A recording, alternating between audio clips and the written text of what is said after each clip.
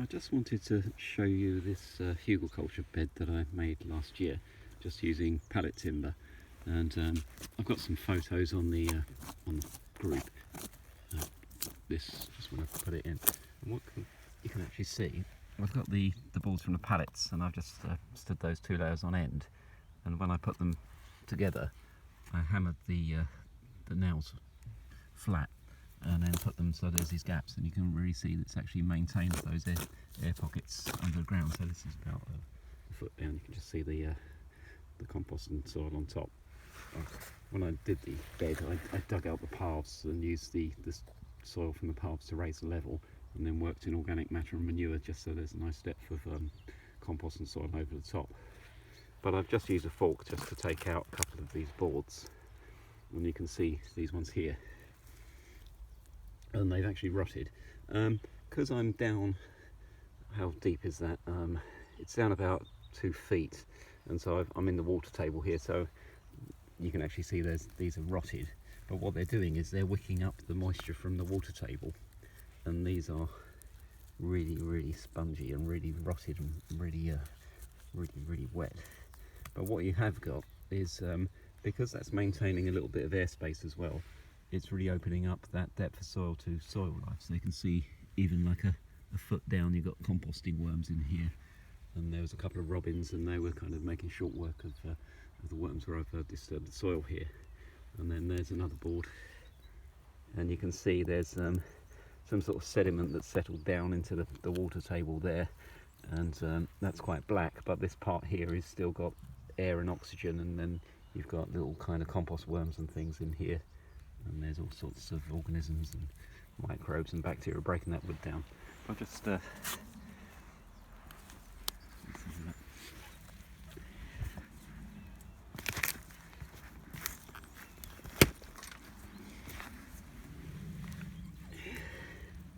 yeah, so you can see how wet that wood is right through to the core. It's really soaked. I don't know if that's going to show up on camera. Yeah, you can really feel it. It's really wet.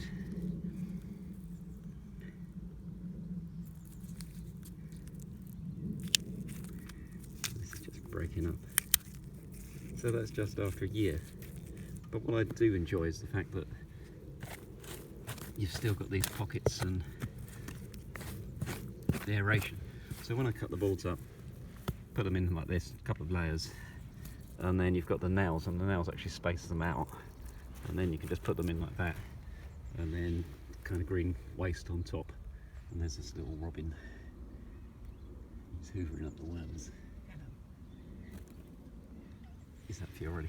I just, as I say, I'm no dig, but in this instance I've done a little digging, just a bit of digging just for your benefit, really, just so you can see what I've been working on. And this bed here, the Hugelkultur went as far as here, and then the second part I'll use fir tree trunks rather than pallet timber.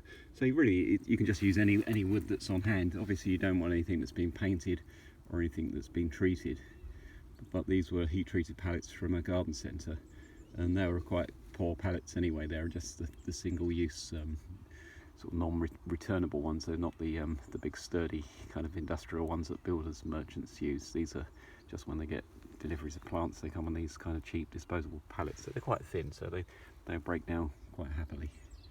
But so I've got the scaffold board there. That's 10 inches deep, so that's 10 inches to about here, and then you've got another 10 inches, and then you've got another kind of probably 12 inches of timber as well. So it's a nice depth.